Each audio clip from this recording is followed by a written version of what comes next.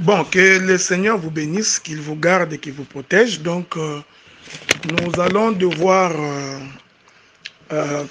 conclure notre intervention sur la circoncision vue sous l'angle prophético-doctoral. Que la paix du Seigneur soit avec vous, que sa miséricorde vous soit multipliée nuit et jour. J'avais donc expliqué la circoncision la fois passée comme étant les dépouillements de la chair. Ok, donc je voudrais lire cette écriture-là pour votre meilleure compréhension. C'est dans les livres des Galates, je crois. Ok, souffrez que nous trouvions cette écriture. Voilà. Dans le livre de Colossiens, Colossiens dit, dans Colossiens chapitre 2, à partir du verset... bon, je commence par le verset 11. Nous disons ceci. Il est écrit, c'est en lui que vous avez été circoncis, d'une circoncision que la main n'a pas faite, mais de la circoncision de Christ, qui consiste dans les dépouillements du corps de la chair. Verset 12. Ayant été ensevelis avec lui par le baptême, vous êtes aussi ressuscités en lui, avec lui, par la foi en la puissance de Dieu qui l'a ressuscité des morts. Verset 13. Vous qui étiez morts par vos offenses et par l'incirconcision de votre chair, il vous a rendu à la vie avec lui en nous faisant grâce pour toutes nos offenses. Que le Seigneur vous bénisse. Donc, remarquez que nous avions défini la circoncision comme étant le dépouillement de la chair. C'est-à-dire que quand on se dépouille de la chair, ainsi on est circoncis. Alors, vous allez souffrir avec moi que nous puissions faire un petit détour dans le jardin, parce que le jour où on posa la question à Jésus concernant la lettre de répudiation, par le pharisien, Jésus a répondu, il n'en était pas ainsi au commencement. Donc, nous allons ensemble avec vous rentrer au commencement pour expliquer cette notion de la circoncision. C'est très important.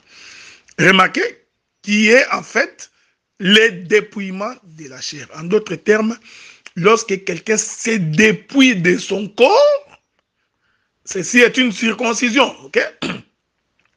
Vous verrez dans ma démarche, j'expliquerai que l'enlèvement, c'est aussi une circoncision. Il est merveilleux.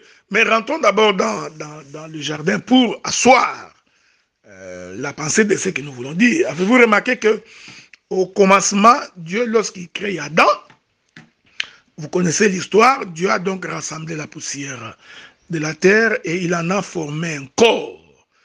Donc, il a mis la poussière de la terre ensemble pour qu'il forme une motte de terre. Et ainsi, il forma Adam. Jusque-là, lorsque Adam a été créé, Adam n'était qu'une masse inerte. Donc, c'était encore quelqu'un qui ne vivait pas. Donc, Adam, quoique rassemblé, était toujours mort. Alors, l'Écriture dit que l'Éternel va souffler dans les narines d'Adam pour que Adam devienne une âme vivante ou un être vivant.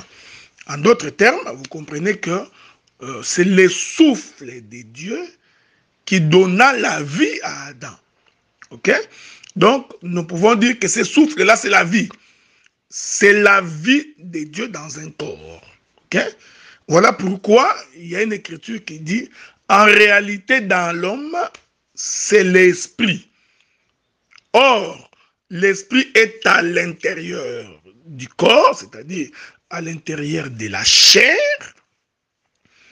Donc, ainsi, quand le Seigneur souffle dans Adam, le souffle d'Adam va donc avoir pour, pardon, le souffle de Dieu va donc avoir pour vêtement la chair d'Adam. Okay? C'est pourquoi Paul avait raison de dire que ne savez-vous pas que votre corps est le temple du Saint-Esprit?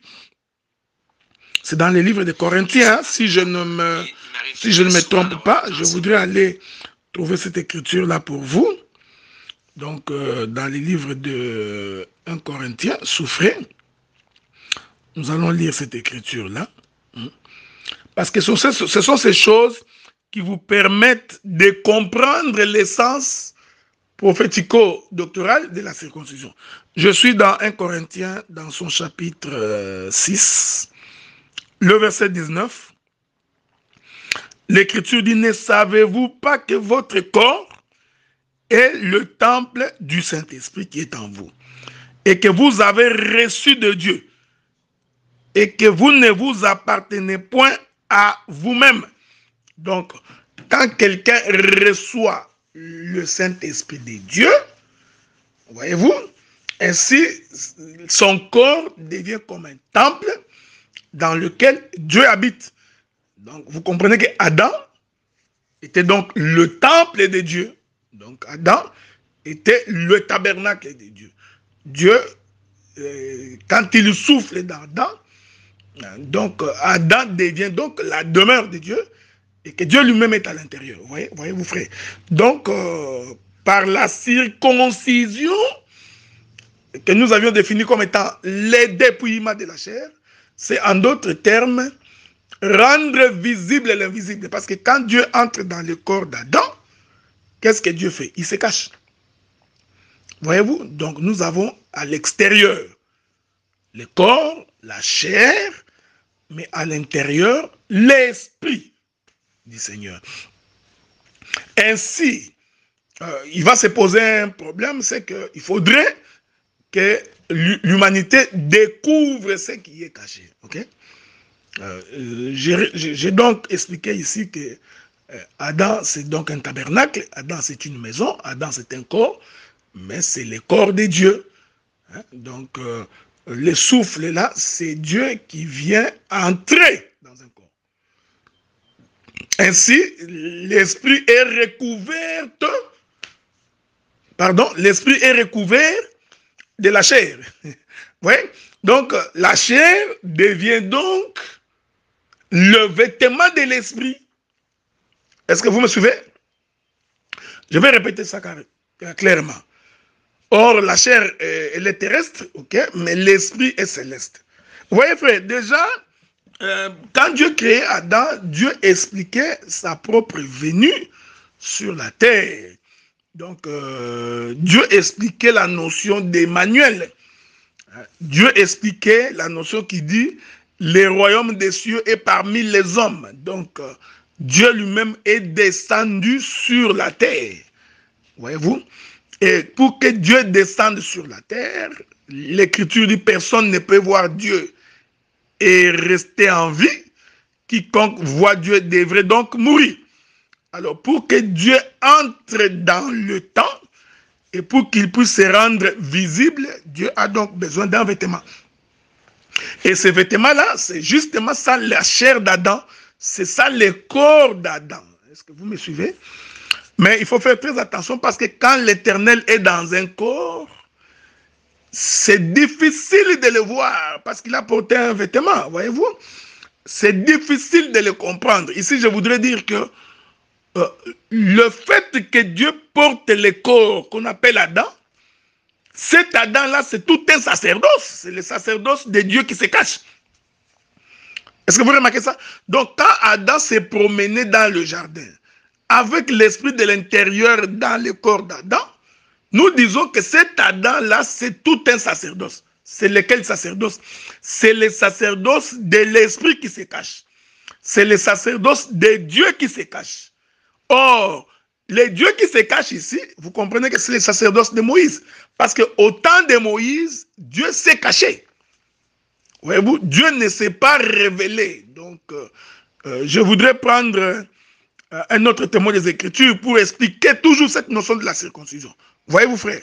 Parce qu'il faut que nous en arrivions à comprendre pourquoi on doit dépouiller la chair. Parce que celui qui est caché à l'intérieur doit être visible.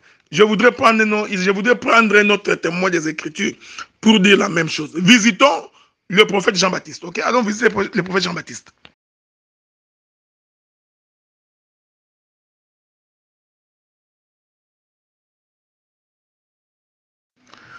Que la paix du Seigneur soit avec vous, ok? Que les dieux du ciel vous gardent et qui vous protègent. Je disais que nous allons visiter le prophète Jean-Baptiste. Okay? Donc, courons très vite parce que j'ai beaucoup de choses à dire. Je prends d'abord le livre de Matthieu dans son chapitre 3. Matthieu chapitre 3. Nous sommes là au jour du baptême de Jésus. Je commence par le verset 13. Alors Jésus vint de la Galilée au Jourdain vers Jean pour être baptisé par lui. Mais Jean s'y opposait en disant, c'est moi qui ai besoin d'être baptisé par toi. Et tu viens à moi. Jésus lui répondit, laisse faire, car il est convenable que nous accomplissions ainsi ce qui est juste. Et Jean ne lui résista plus. Dès que Jésus eut été baptisé, il sortit de l'eau, et voici les cieux s'ouvrirent. Il vit l'Esprit de Dieu descendre comme une colombe et venir sur lui. Voyez-vous, ça c'est les textes. Je vais d'abord répéter les songes pour vous. Ensuite, nous allons en donner l'explication pour que le peuple soit sauvé, pour que le peuple sorte de l'Égypte.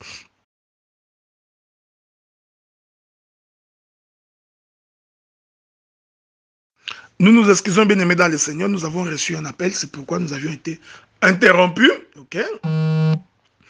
Donc, revenons.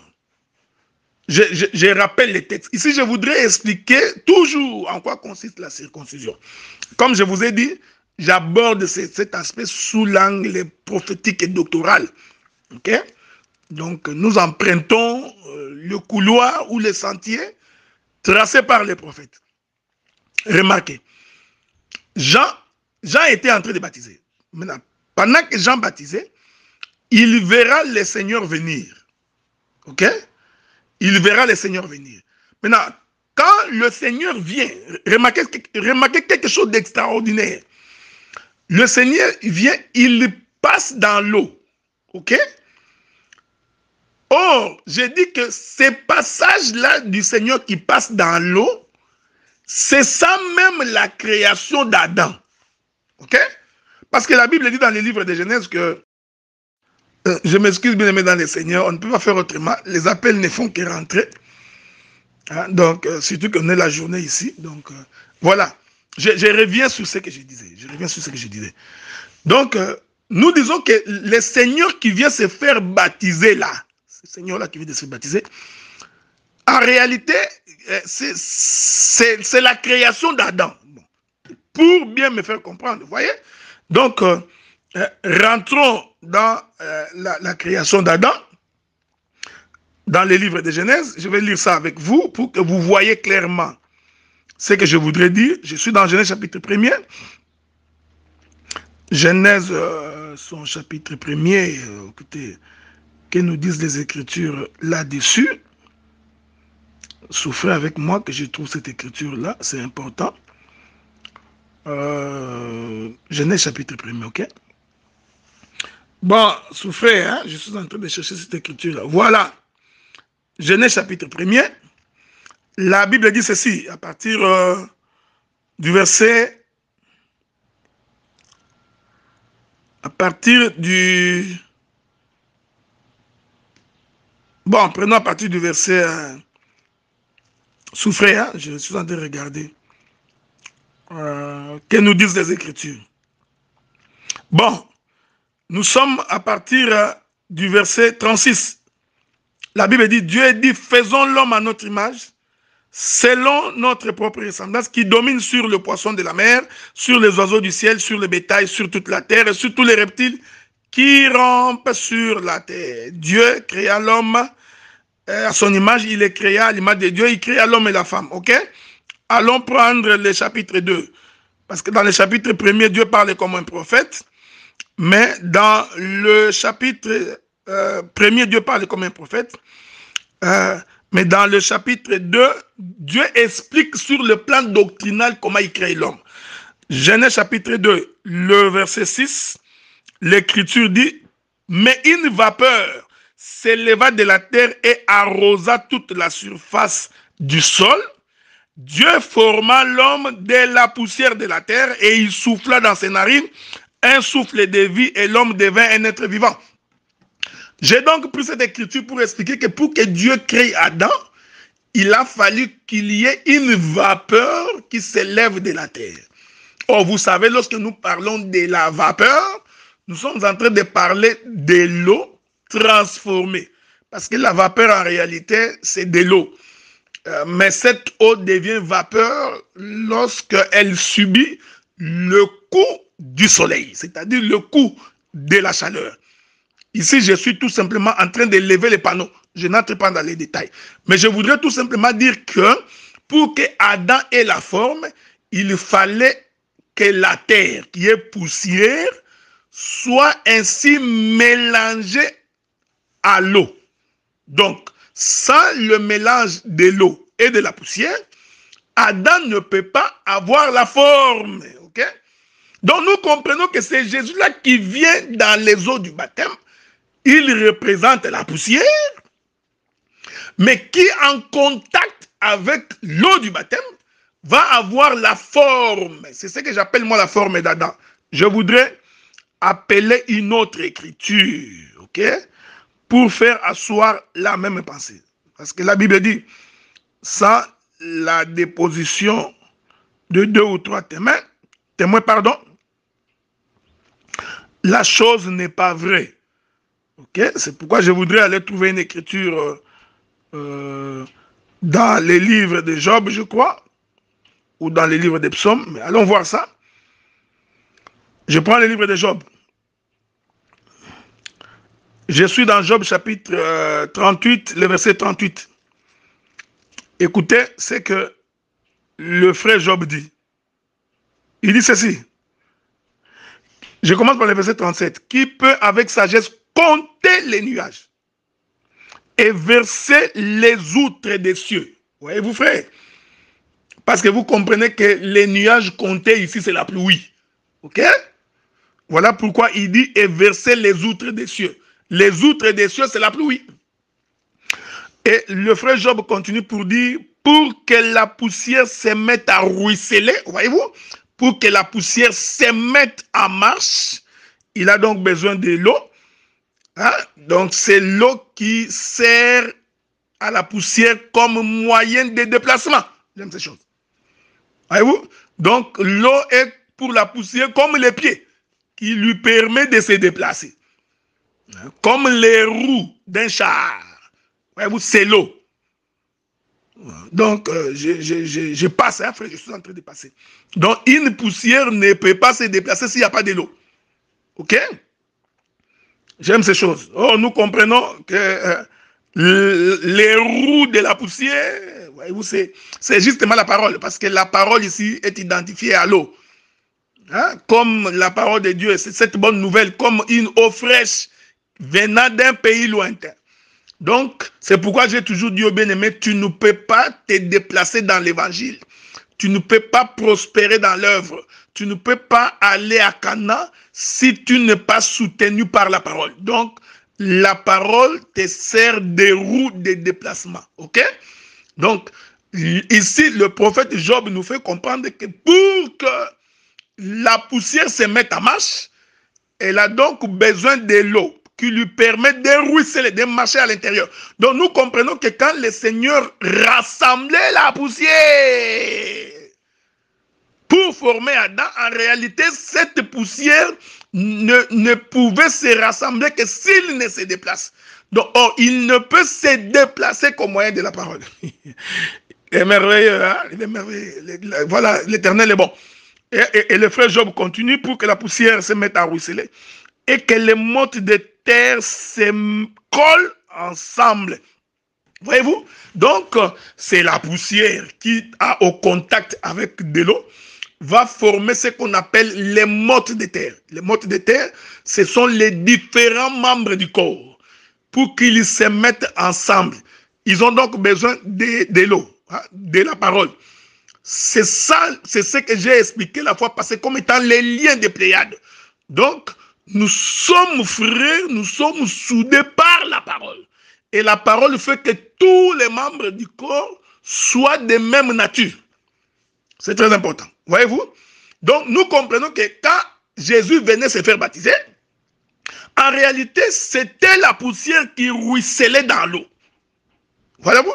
Maintenant, une fois sorti des eaux, l'Écriture dit alors le prophète Jean-Baptiste va voir l'Esprit de Dieu, voilà, le Saint-Esprit, comme une colombe qui vient donc entrer. C'est parce que c'est posé ici, c'est entrer. Ne vous en faites pas, c'est entrer. Donc, qui vient donc entrer dans le corps de Jésus. Qu'est-ce qui me prouve que la colombe est entrée? C'est ce que le Seigneur va dire par la suite. Il va dire, voici mon fils bien-aimé en qui j'ai mis. Voyez-vous?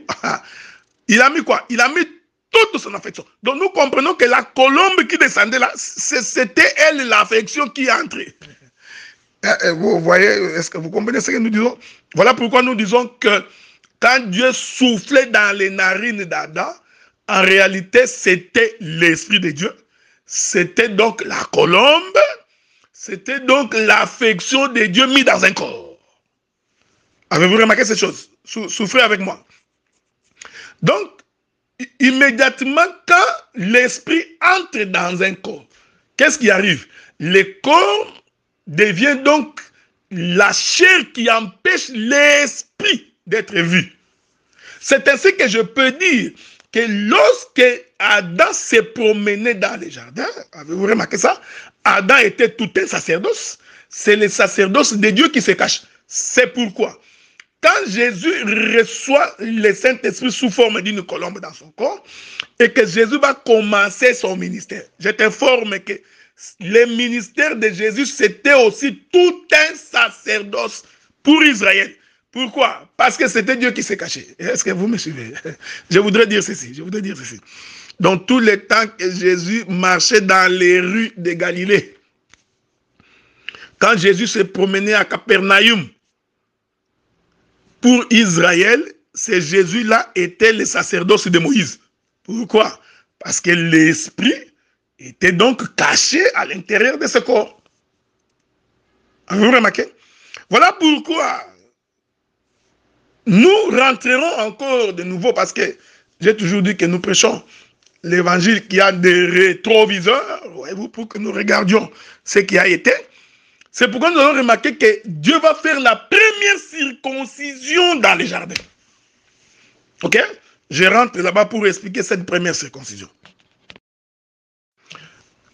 Qu'il soit béni le Dieu de paix, celui qui a permis que la chose soit possible aujourd'hui. Ok? Je vais donc rentrer dans les jardins pour expliquer la première circoncision de Dieu. C'est très important. Ok? Je vais expliquer la première circoncision de Dieu. Je balancerai la nuée de deux manières pour expliquer la même chose. Je vais donc prendre une portion de l'Écriture pour me faire comprendre. Nous sommes toujours dans les livres de Genèse. C'est un livre que j'ai toujours adoré. Et j'ai toujours pensé que si quelqu'un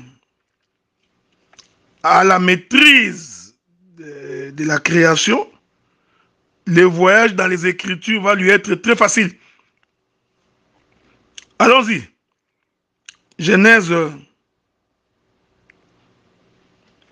chapitre 2, le verset 20. Nous lisons.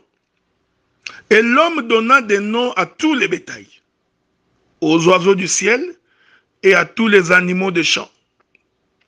On continue la marche. Mais pour l'homme, il ne trouva point d'aide semblable à lui. Alors l'Éternel Dieu fit tomber un profond sommeil à Adam. J'explique la circoncision, ok? Il est merveilleux. L'Éternel Dieu fit tomber un profond sommeil sur l'homme qui s'endormit il prit une de ses côtes et referma la chair à sa place. Il est merveilleux. Que Dieu vous bénisse. Je voudrais vous rappeler que je n'aborde pas cette question ici sur le plan doctrinal. Ok? Donc je ne l'aborde pas comme un apôtre. Je ne suis pas en train d'aborder cette question comme un pasteur ou comme un évangéliste. Quand bien même que nous pouvons l'aborder également dans ce sens-là. Peut-être dans ma conclusion, je dirai un mot là-dessus. Je vous ai dit que ma manière d'expliquer ces choses, les couloirs que je prends, c'est les couloirs doctoraux, teintés de quelques percées prophétiques. Remarquez. Donc, l'Éternel, je vais dire beaucoup de choses très profondes ici.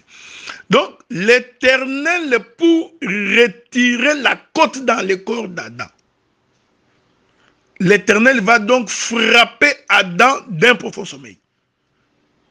Or, vous savez que le sommeil d'Adam, c'est la mort. Ce n'est pas moi qui dis, c'est le frère Paul. Paul dit ceci. Bon, j'ai souffert, hein? Je vais donner les Écritures, ça va nous permettre d'éviter des accidents sur la chaussée, okay? Pour que les gens nous comprennent bien. Nous allons éviter qu'il y ait des accidents sur la chaussée. Je suis dans 1 Thessaloniciens chapitre 4 verset 13. Nous ne voulons pas, frères, que vous soyez dans l'ignorance au sujet de ceux qui dorment, afin que vous ne vous affligez pas comme les autres qui n'ont pas d'espérance. Ah, donc, ici, le frère Paul confirme que ceux qui sont morts en Christ, en réalité, ils dorment. Ok? Ajoutons une autre flèche dans votre carquois pour permettre un bon voyage dans les déserts. Parce qu'il y a beaucoup de bêtes sauvages. Jean chapitre 11, verset 11. Après ces paroles, il leur dit, Lazare, notre ami, dort. Je vais le réveiller. Voyez? Donc, pour le Seigneur, ceux qui dorment en Christ, ceux qui sont morts, pardon, en Christ, en réalité, ils dorment. Voyez-vous? Parce que vous allez constater que la première mort d'Adam, le Seigneur, quand il frappe Adam d'un profond sommeil, nous disons que prophétiquement, il avait donné la mort à Adam. Et quand il donne la mort à Adam, pour récupérer l'os qui était dans Adam. Voilà. Ici, je voudrais dire que, mais en fait, Dieu n'a récupéré que ce qu'il avait mis dans le corps d'Adam. Ici, je voudrais dire que l'os d'Adam, c'est ça même le souffle de Dieu. C'est ça l'esprit de Dieu. Il est merveilleux. Hein? Bon, regardez avec moi. Que Dieu vous bénisse. Mais si vous avez des questions posées, hein, on se fera un réel plaisir de répondre à ces questions. Donc, pour créer Adam qui était une masse inerte, alors Dieu, pour le mettre en mouvement, qu'est-ce que Dieu fait? Il souffle dans Adam. Et Adam devint un être vivant, ok? Ce qui faisait que tout le temps qu'Adam vivait, c'était grâce à cet esprit-là que Dieu avait mis dans le corps d'Adam. Cet esprit, c'est Dieu lui-même, c'est son souffle. Maintenant, qu'est-ce que Dieu fait? Il va procéder à la première circoncision. Je vous avais dit que le livre des Colossiens nous définit la circoncision comme étant le dépouillement de la chair. Ok? Or, quand on dépouille la chair, c'est pour que ce qui était à l'intérieur de la chair soit vu. Donc, qu'est-ce qui était à l'intérieur du corps d'Adam? C'était le souffle de Dieu. C'était l'esprit de Dieu. Ok? D'après le livre de Genèse chapitre 2. Dieu souffla, Adam devint un être vivant. Donc, ce qui était à l'intérieur de ce corps, de cette chair qu'on appelle Adam, c'était le souffle. Alors, Dieu va donc procéder à la première circoncision pour retirer le souffle qui était dans Adam. Parce que c'est grâce à ce souffle-là qu'il va aller créer Ève, ok? Il est merveilleux. Et j'ai dit que la côte qu'on a retirée là, En réalité, c'était ça le souffle de l'Éternel. C'était ça l'esprit de l'Éternel. Donc, quand Dieu est en train de percer les côtés d'Adam, nous disons que c'était le dépouillement de sa chair, c'était donc de la circoncision. Pour que ce qui était caché soit vu. C'est pourquoi l'Écriture dit ceci. Je vais encore lire une autre écriture. Je vais lire l'écriture, ok? Lisons encore une autre écriture, je crois. Ça va nous aider à avancer. Ça va nous aider à avancer. Regardez. Je prends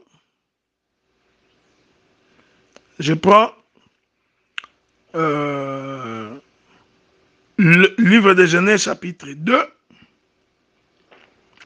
le verset 23. Ah, 23? Je crois, hein?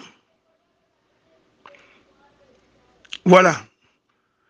Verset 22. L'Éternel Dieu forma une femme. Regardez. L'Éternel Dieu forma une femme de la côte qu'il avait prise de l'homme et il l'amena vers l'homme. Donc pour former Ève, qu'est-ce que Dieu fait? Il prend donc ce que lui, Dieu avait retiré dans le corps d'Adam, l'os, que j'explique que c'est l'esprit de l'Éternel. Il prend cet os-là, il va aussi le couvrir de la chair. Donc quand Ève se présente devant Adam, ce qui était à l'intérieur d'Adam, voyez-vous, c'était l'os qui a été pris dans son corps. Et autour de cet os-là, on va former ce qu'on appelle la chair. Et c'est cette chair-là qu'on va appeler Ève. Est-ce que vous me suivez? Ce que je dis est très profond. Il est très, très capital. Hein?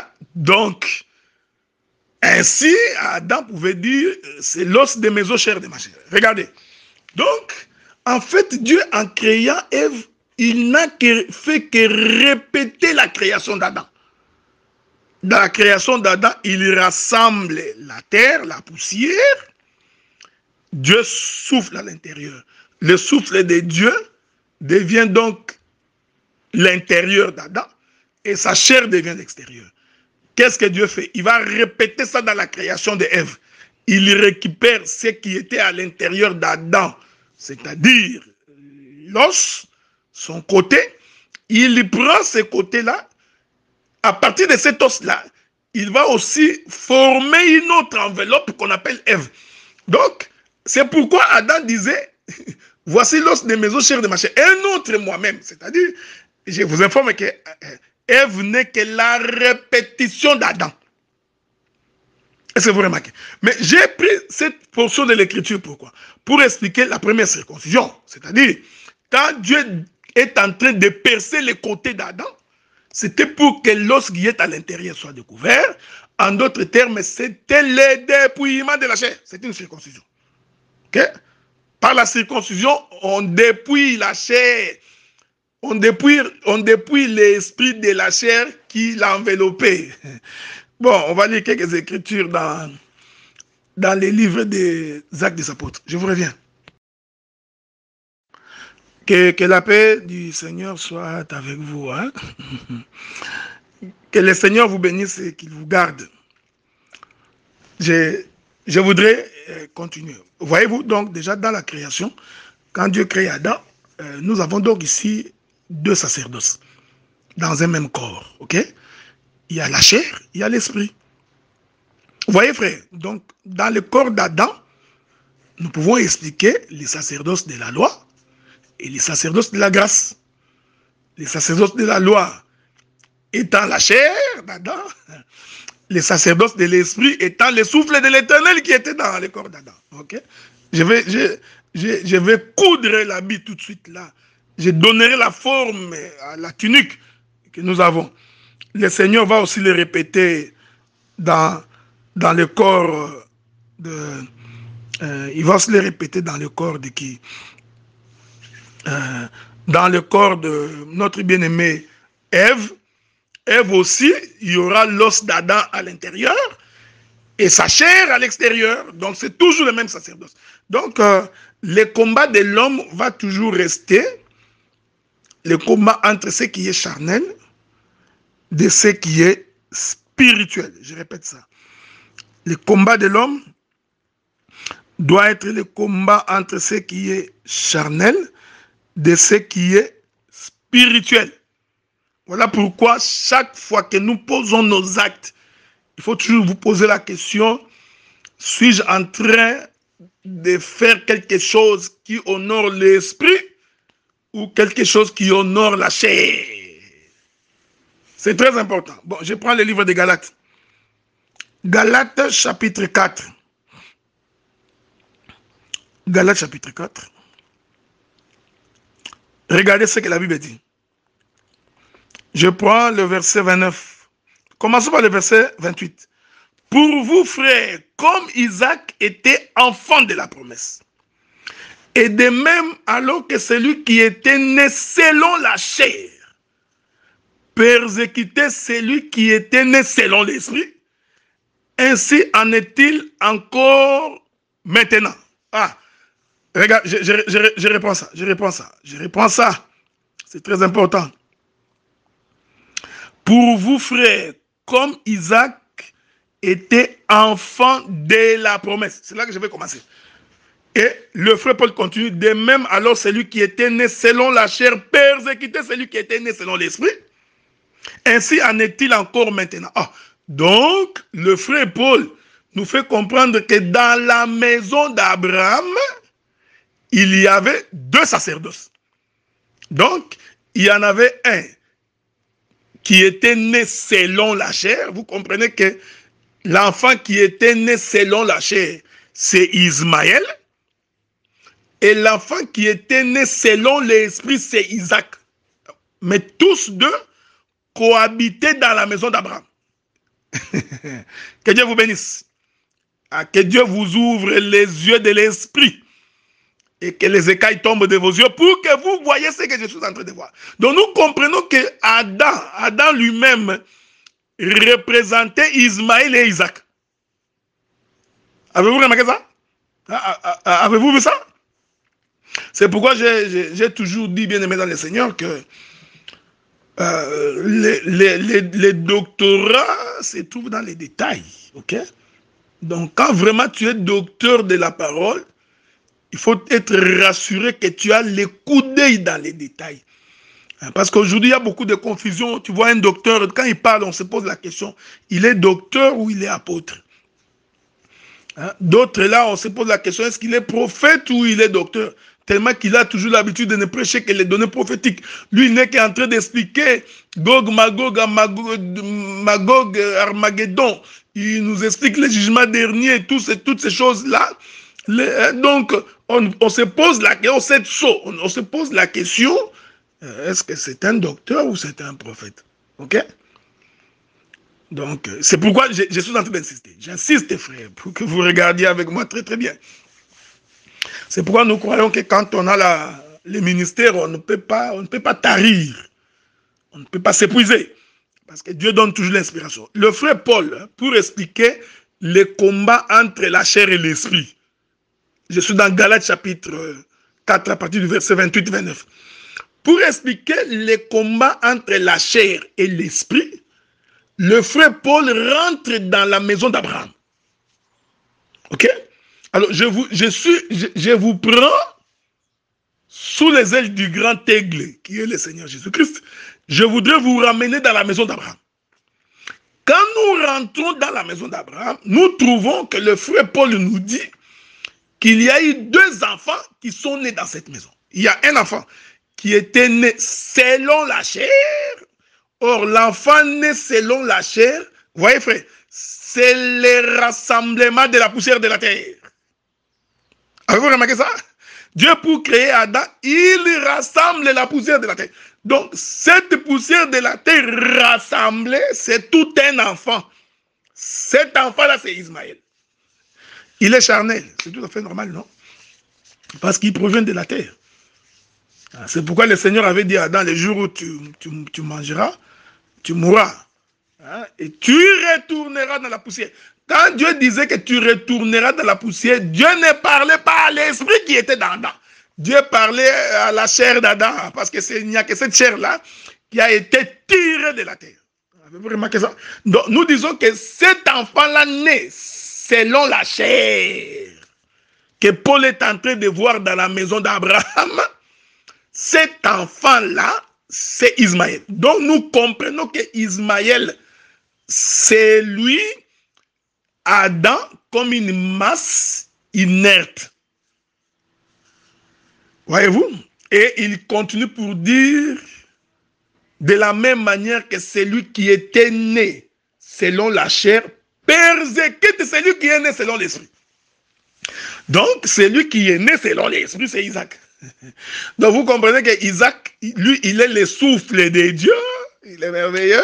Voyez-vous? Isaac, c'est lui l'esprit de l'éternel. Alors qu'Ismaël, c'est la chair d'Adam. Que Dieu vous bénisse. Qui vous garde, qui vous protège. Okay? J'ai fait une marche avec le Seigneur. Vous savez, il y a beaucoup de choses à dire. Hein? Donc, je suis sûr que je ne pourrais même pas terminer. Si je voudrais rester, je resterai encore 3, 4, 5 séances. Parce qu'il y a beaucoup de choses à dire. Voilà, c'est pourquoi nous disons que le corps de Jésus, c'est Ismaël. Hein? Le corps de Jésus, là que vous voyez. Bon, rentrons d'abord ça, on va en parler si le Seigneur le permet. Donc, voilà. Et ainsi, le frère Paul nous enseigne que les charnels persécutent les spirituels. C'est ça la vie que nous menons tous les jours, bien aimés dans le Seigneur. Hein? C'est pourquoi l'Écriture dit ceci. Écoutez. La Bible dit ceci. Je suis toujours dans les livres des Galates. Je vais lire le chapitre 2. Souffrez avec moi, nous allons lire le verset 16. Néanmoins, sachant que ce n'est pas par les œuvres de la loi que l'homme est justifié. Les œuvres de la loi, vous comprenez que c'est la chair, non? C'est les sacerdoces de Moïse. Mais par la foi en Jésus-Christ, nous aussi, nous avons cru en Jésus-Christ afin d'être justifiés par la foi en Christ et non par les œuvres de la loi, parce que nulle chair ne sera justifiée par les œuvres de la loi. Je vais continuer. Laissez-moi ajouter une autre écriture. Ça va nous permettre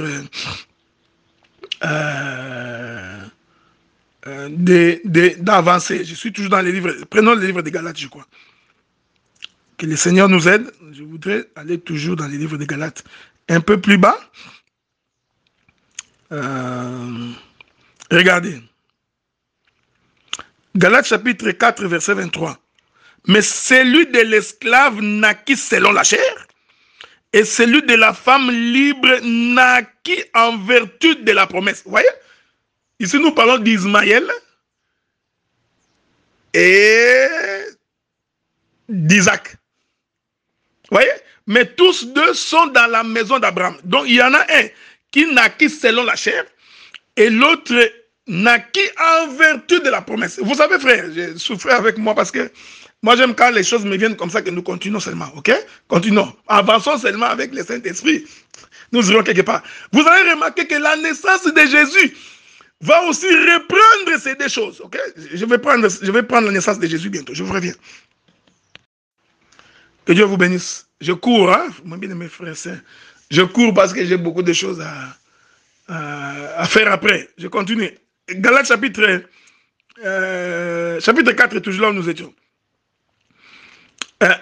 Le verset 29. De même alors que celui qui était né selon la chair persécutait celui qui était né selon l'esprit.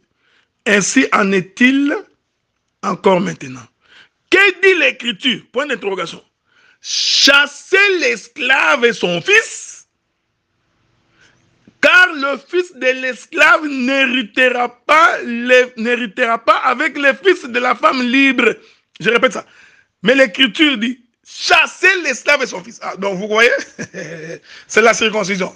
Que la paix du Seigneur soit avec vous. Parce que et le fils de l'esclave que j'ai symbolisé ici par Ismaël, qui naquit selon la chair, le fils de la promesse, Isaac, naquit selon l'esprit, les deux cohabitaient, ils habitaient ensemble. C'est ça le corps d'Adam. C'est ça le corps d'Adam. Donc, Adam qui a été créé, c'était une cohabitation de la chair et de l'esprit. Mais le frère Paul dit que les deux ne peuvent pas hériter la promesse au même moment. Ouais. C'est pourquoi la Bible dit, la chair et le sang n'hériteront pas le royaume des cieux.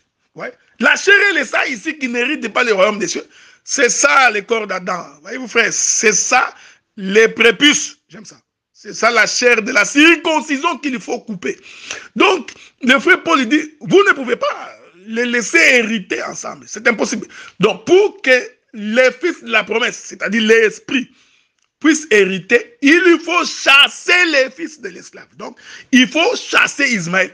Vous comprenez que Ismaël qu'on chasse ici, c'est ça le dépouillement de la chair. C'est ça la circoncision.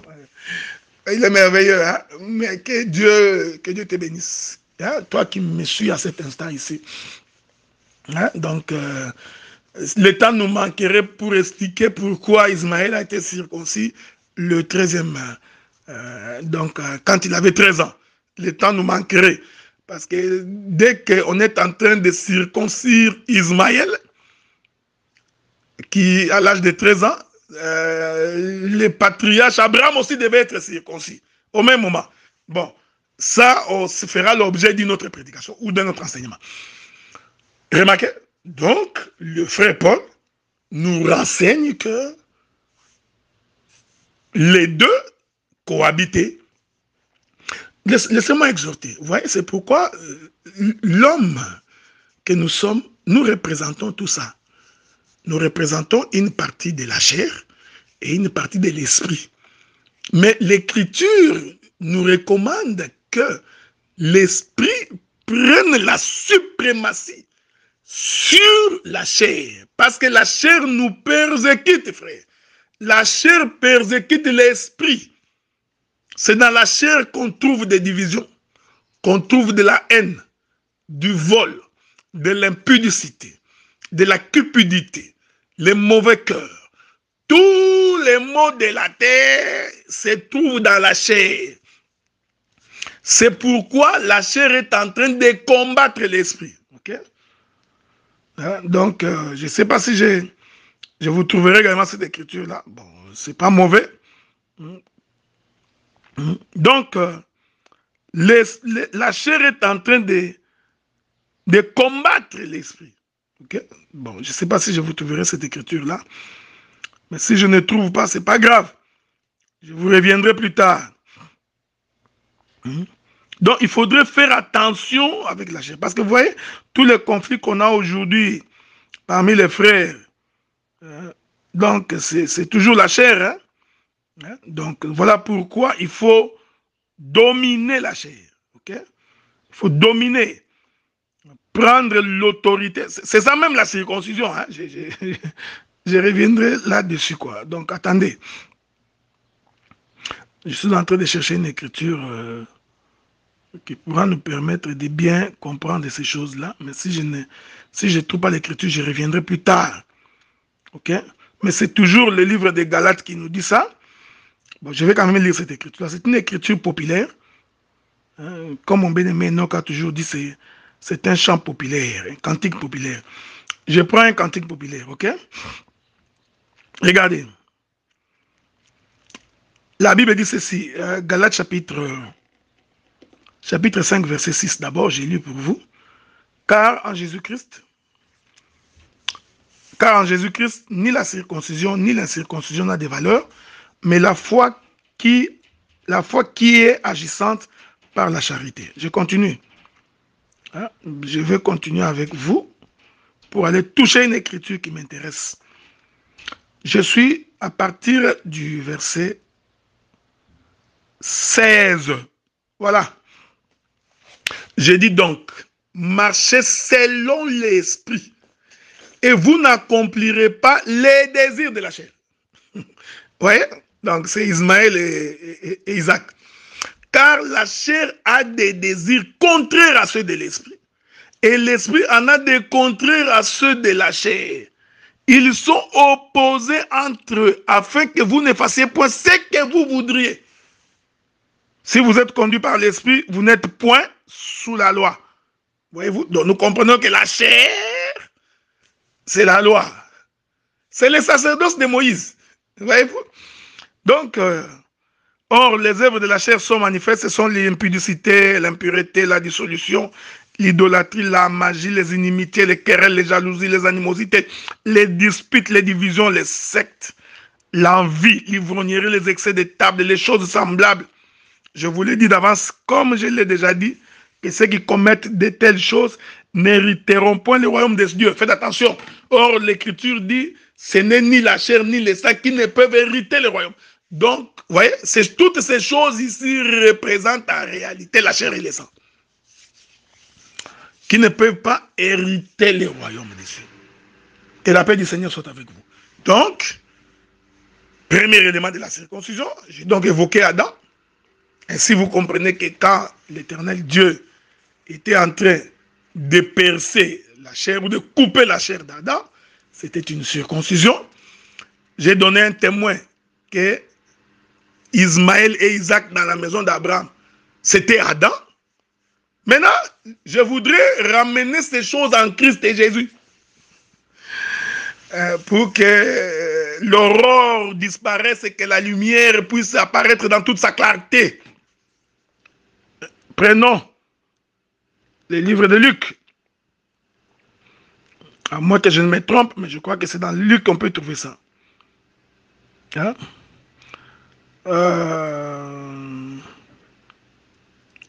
Prenons d'abord Luc. Luc d'abord, je crois. Écoutez ce que le livre de Luc nous dit. Je suis dans Luc chapitre 1er, verset 35. L'ange lui répondit, le Saint-Esprit viendra sur toi. Et la puissance du Très-Haut te couvrira de son ombre. Faites attention. Hein? Le Saint-Esprit va couvrir Marie de son ombre. Donc ici, il faut faire très attention parce qu'il faut découvrir quelle est l'ombre du Saint-Esprit. C'est pourquoi l'enfant saint qui naîtra de toi sera appelé fils de Dieu. Je répète ça. C'est pourquoi les saints enfants, vous voyez, ne passe pas vite. Ne prends pas l'habitude de courir vite, tu cours vite, tu vas où? Tu vas où? Il ne faut pas courir très vite comme ça. Regardez. C'est pourquoi l'enfant, c'est pourquoi le saint enfant qui naîtra de toi sera appelé fils de Dieu. Celui qui naît, c'est un enfant, il est merveilleux. Mais cet enfant-là sera appelé fils de Dieu. Ouais, il y a deux choses ici. Il faut avoir l'œil de Dieu. Vous voyez, c'est toujours Adam. Merveilleux.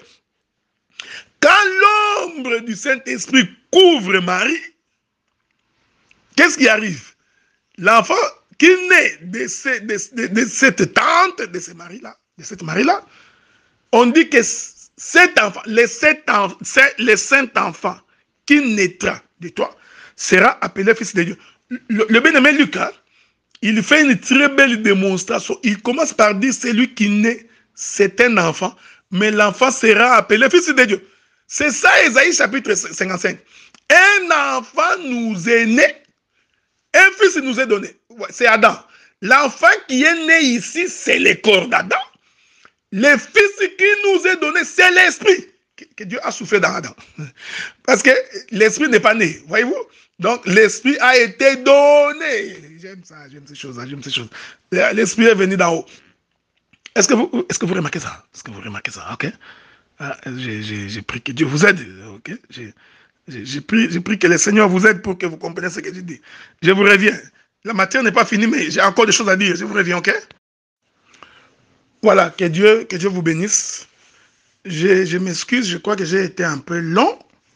j'aurais dû faire 1 heure, donc je vais essayer de raccourcir mon intervention, ok? Regardez, je prends le livre de Galates chapitre 4. Galates chapitre 4, c'est très important. Galates chapitre 4, la Bible dit ceci.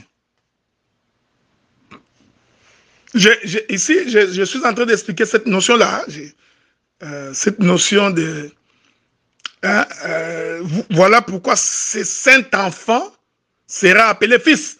Donc, le bien-aimé Luc utilise des mots dans un même paragraphe, dans une même conversation.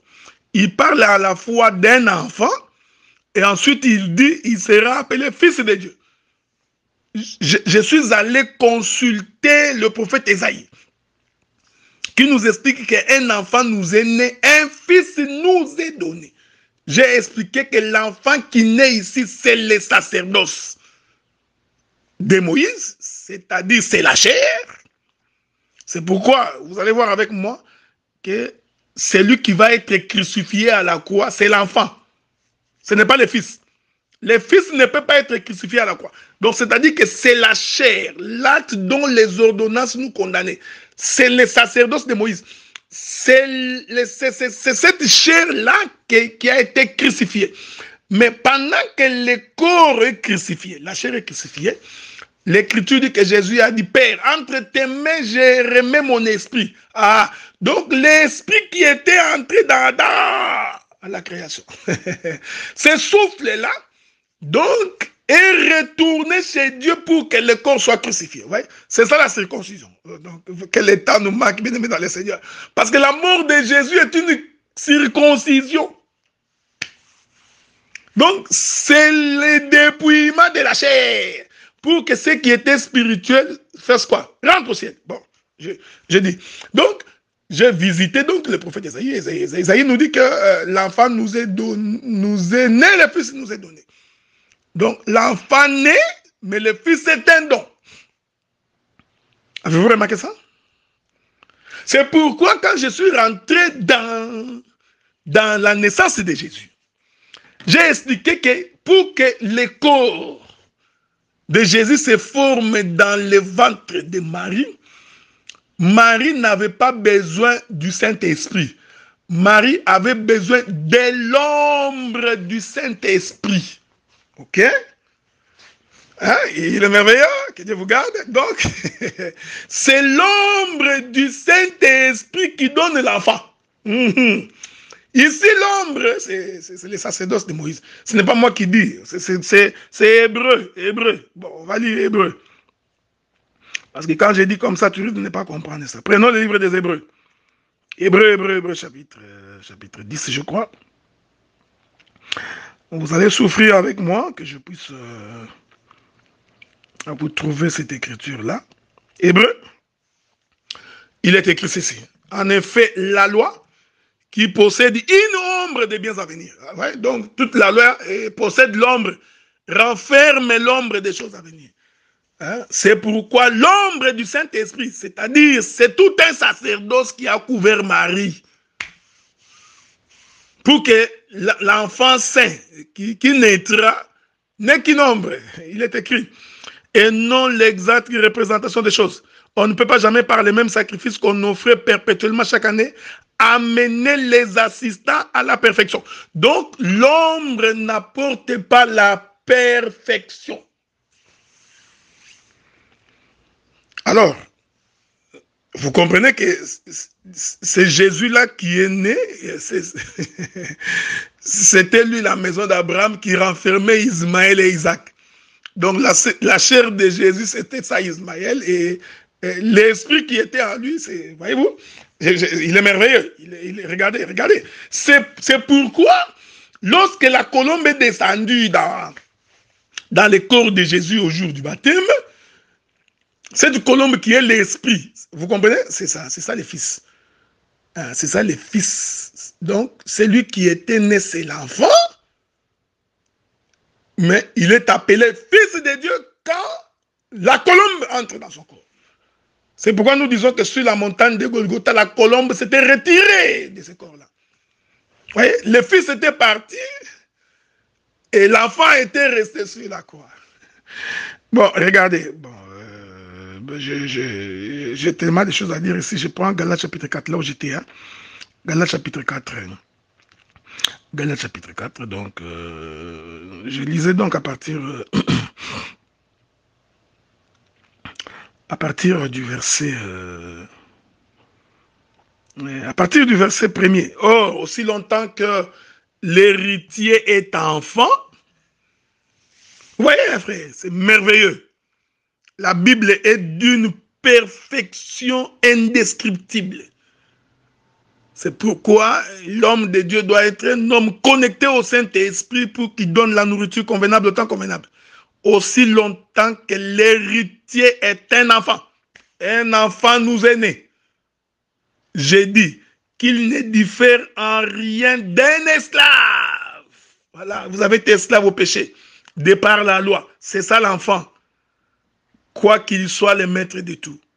Mais il est sous des tuteurs et des administrateurs jusqu'au temps marqué par le Père. Nous aussi, de la même manière, lorsque nous étions enfants, nous étions sous l'esclavage des rudiments du monde. Mais lorsque les temps ont été accomplis, Dieu envoya son Fils. Vous voyez? J'aime ce discours. Dieu envoya son Fils. Écoutez la manière dont le frère Paul explique ça. Il dit, né d'une femme, né sous la loi. Ah, donc nous comprenons que l'enfant ici, c'est ça la loi. Voyez-vous, frère? C'est ça la chair. Alors que le Fils, c'est l'esprit dans la chair. Voilà pourquoi la véritable circoncision, en réalité, c'est la mort de Jésus. Parce que c'est en sa mort que le Seigneur s'est dépouillé de ses corps, de cette tente. Il a dit à cette femme, vous ne pouvez pas me toucher parce que je n'ai plus le même corps que j'avais quand je marchais avec vous.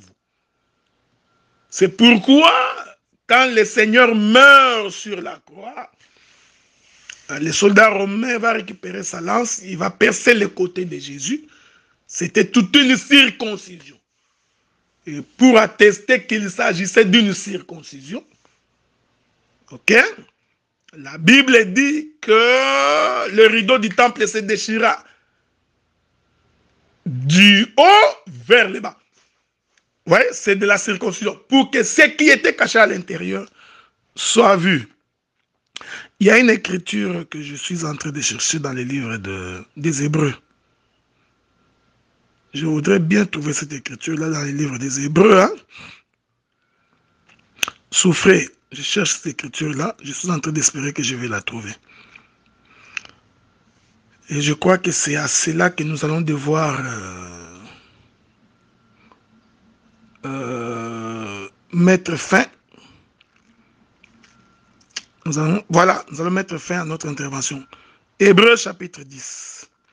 Nous terminons par là. Hébreux chapitre 10.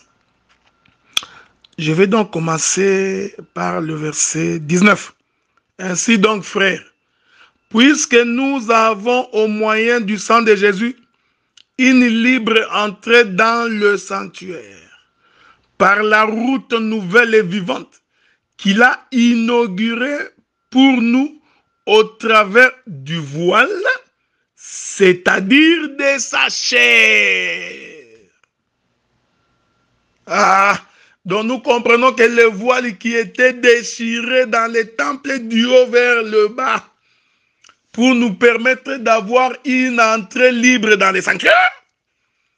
Ces voiles-là, en réalité, c'était le corps de Jésus. Donc nous comprenons.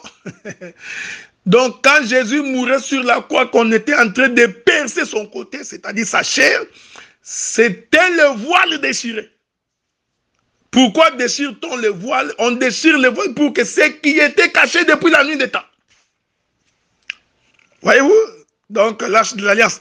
Que cela soit découvert, que cela soit vu. C'est ça la circoncision. C'est ça le dépouillement de la chair. Maintenant, ici, nous pouvons laisser les libres champs aux apôtres et aux pasteurs pour venir parler. nous venons nous exhorter sur l'abandon de la vie du péché. Mais je ne voudrais pas entrer dans ces détails-là parce que je m'étais fixé des limites dans mon champ. J'ai dit, frère, donc quand Jésus meurt là, sa chair là qu'on déchire. Ouais, il y a beaucoup de choses ici à expliquer. Parce que la chair de Jésus là qui est déchirée, qu'on appelle le voile, cette chair là, c'est la loi, les psaumes et les prophètes. Et la loi, les psaumes et les prophètes doivent être déchirés pour que le peuple ait la vie. Il faut donc déchirer, il faut expliquer, prendre un ciseau, couper. J'aime ça. Que la circoncision, c'est aussi l'interprétation de l'écriture. Bon, que la paix du Seigneur soit avec vous. C'est ce que nous avions voulu partager avec vous sur la circoncision. Je m'excuse beaucoup, ça a pris beaucoup de temps pour finir. C'est parce que j'étais très occupé, il me manquait le temps. Comme le Seigneur nous a donné une possibilité aujourd'hui, voilà pourquoi nous sommes intervenus pour vous bénir. Que la paix de Dieu soit avec vous, que Dieu vous bénisse, qu'il vous garde, qu'il garde les gens de vos maisons, qu'il garde vos greniers, qu'il vous protège, qu'il vous rende au centuple tous les biens que vous faites au sein. Que Dieu vous bénisse. Donc, nous avons ainsi fini notre intervention sur la circoncision. Nous allons essayer de voir avec l'apôtre Blanchard Ingala la possibilité qu'il puisse également intervenir sur Caïn. Que Dieu vous bénisse.